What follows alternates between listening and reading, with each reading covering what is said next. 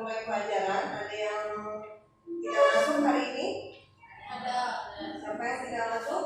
Ini sakit Bu. Apalagi siapa lagi? Oh, siapa?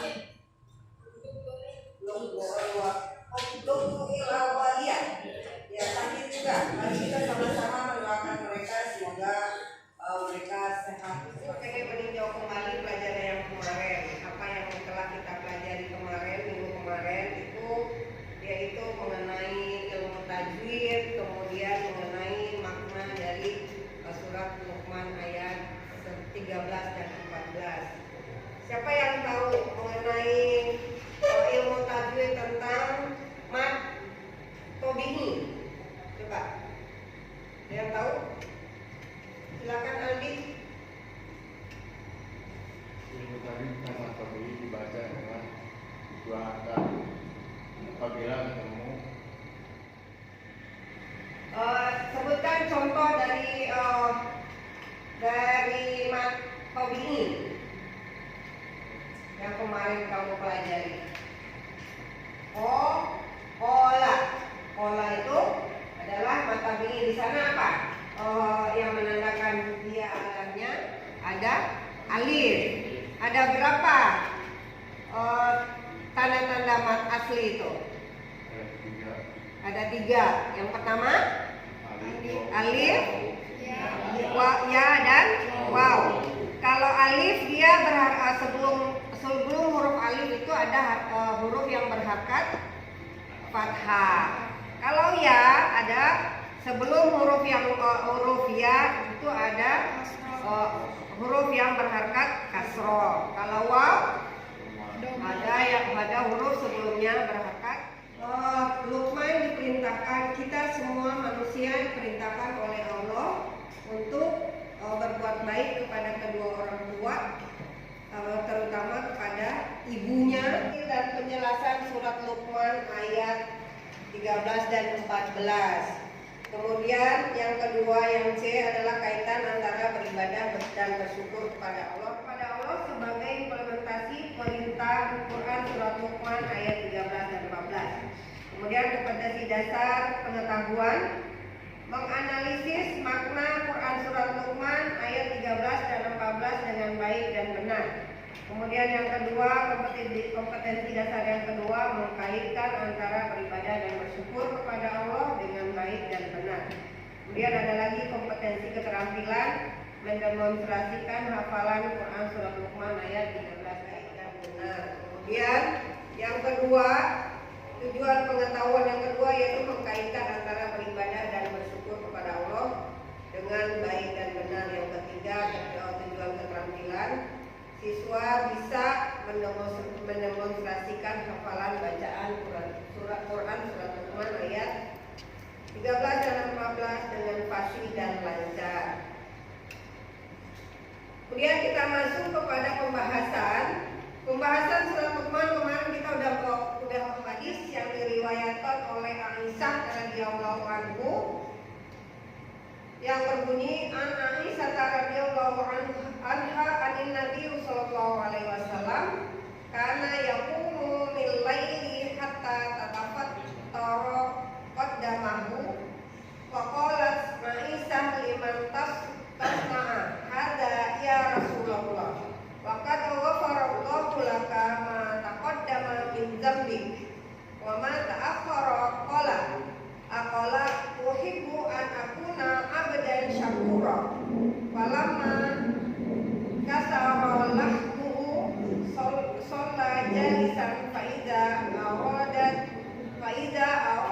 an ayyarkana qama faqara thumma rafa, yang artinya dari Aisyah radhiyallahu anhu bahwa Rasulullah SAW kita harus berbuat baik kepada kedua orang tua.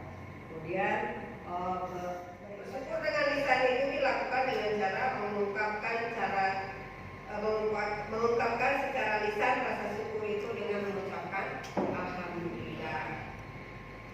Kemudian yang ketiga, bersyukur dengan perbuatan adalah dengan cara melakukan semua perbuatan yang diridhoi oleh Allah.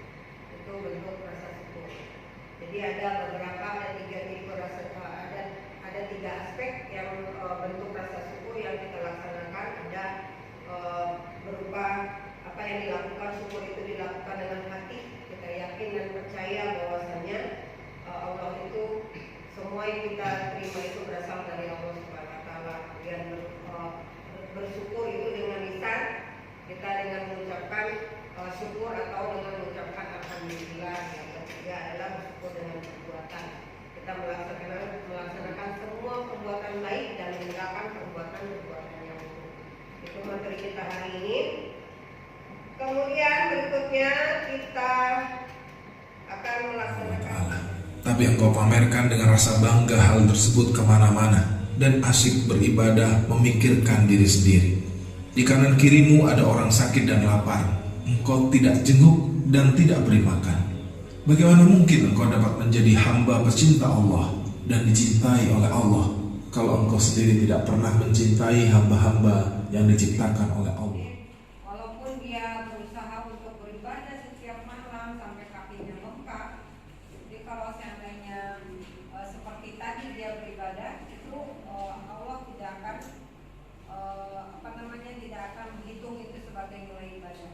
Nanti silakan nanti kamu berdiskusi dengan kelompok kamu. Kemudian ada lagi satu lagi tentang ini, nikmatnya sesuai dengan yang kamu punya. Itu yang ibu akan nilai hari ini. Silakan ini sesuai dengan LKPD itu ya. Nanti kamu akan di situ ada ini masing-masing langkah-langkah kegiatan. Siswa dibagi per kelompok. Kemudian kelompok belajarnya menganalisis video tadi, kemudian gambarnya. Kemudian silakan.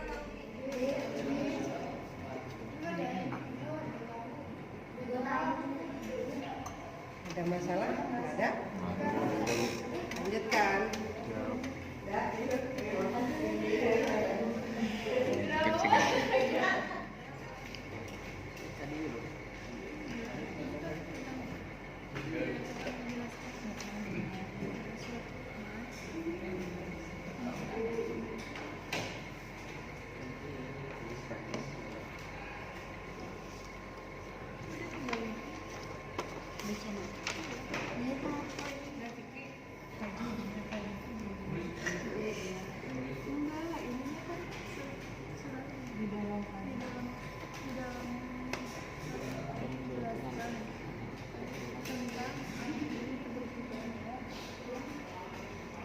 Perwakilan dari kelompok 3 ingin membuatkan menganalisis hasil kerja kelompok kami.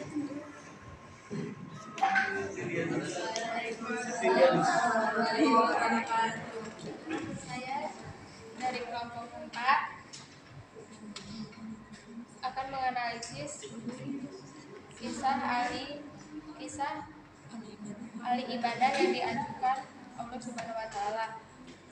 Di dalam kisah ini menjelaskan tentang ahli ibadah yang diajukan Allah Subhanahu wa taala karena Abu bin Hisam selalu memamerkan dirinya sendiri ketika ia sudah melaksanakan sholat tahajud.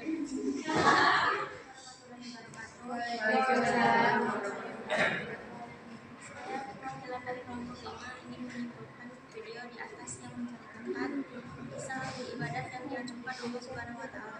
Seorang ulama yang bernama Abu bin Hisam rajin beribadah, dan suatu malam Abu bin Hisam menghadap ibu, lalu melihat sosok makhluk yang ternyata malaikat utusan Allah. Malaikat itu mencari makhluk pencinta Allah sambil memegang buku yang berisi kumpulan nama-nama para hamba pencinta Allah Subhanahu wa taala. Dan Abu bin Hisam penasaran lalu bertanya kepada malaikat tersebut, apakah namaku tercatat di bukumu? Dan ternyata tidak tercatat dalam buku itu. Lalu dia menangis karena tidak ada namanya. Alasannya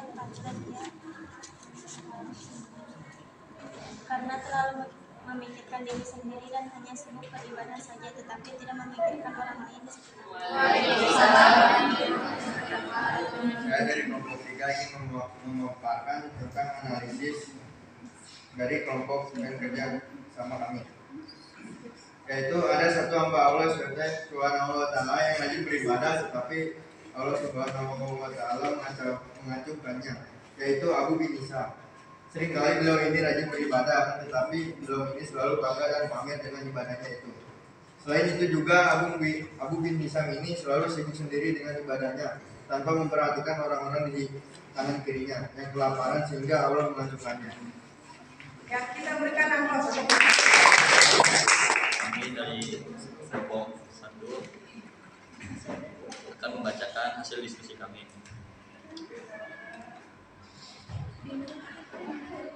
Dari kisah Imam Al-Ghazali dalam kitabnya Mukasyafatul Qulub, dalam kitab itu disebutkan Abu bin Hashim rajin bangun malam untuk salat tahajud. Tugas utama yang harus dijalankan manusia ketika diciptakan oleh Allah Subhanahu wa taala. Ibadah merupakan bentuk ketaatan sekaligus perwujudan cinta seorang hamba kepada Khaliknya. Tentu seorang hamba yang rajin beribadah hanyalah mengejar ridha Allah semata, tetapi tidak seperti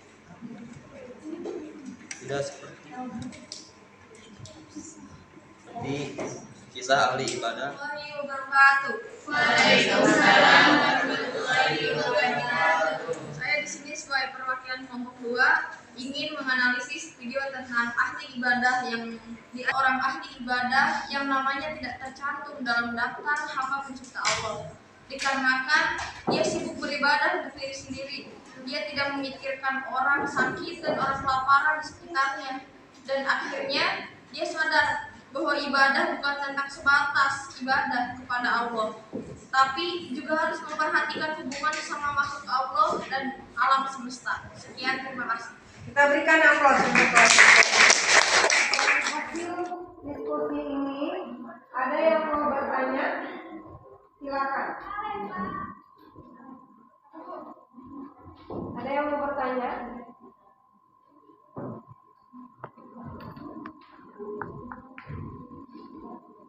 Atau siapa yang bisa menyimpulkan dari hasil diskusi kita kali ini? Silakan kelompok 3 kayaknya, kelompok 3. Ya. Kesimpulannya. Kesimpulannya adalah ibadah bukanlah sekedar untuk mendekatkan diri dengan Sang Khalik, melainkan untuk berbuat baik dan juga memperhatikan dan saling mengingatkan sesama muslim satu sama lain. Dan janganlah tamak dengan dirimu, perhatikanlah orang-orang yang ada di sekitar. Baiklah, dari hasil diskusi kita kali ini kita sudah dapatkan kesimpulan dari pelajaran kita hari ini, bahwasanya kita beribadah bukan hanya untuk diri kita sendiri, tapi kita beribadah juga harus memperhatikan orang di sekeliling kita.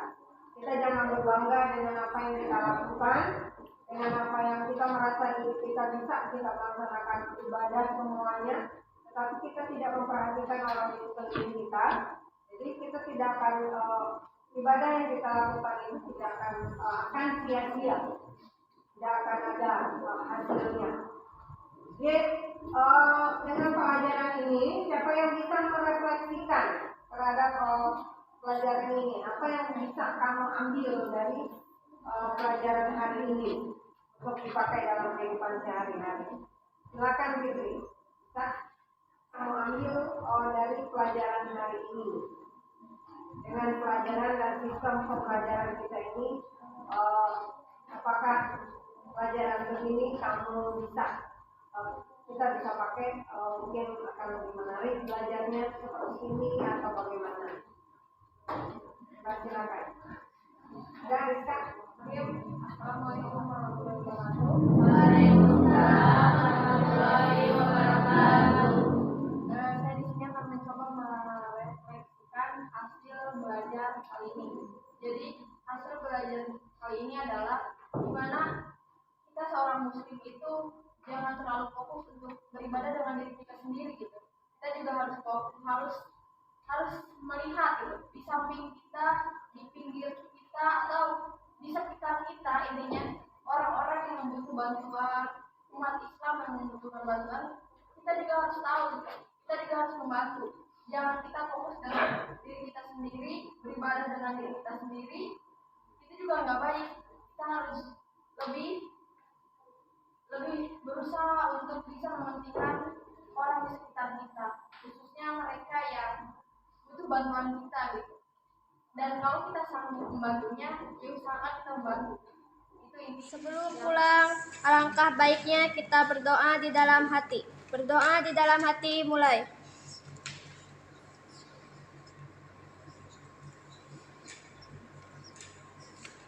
Doa selesai. Beri salam. Assalamualaikum warahmatullahi wabarakatuh.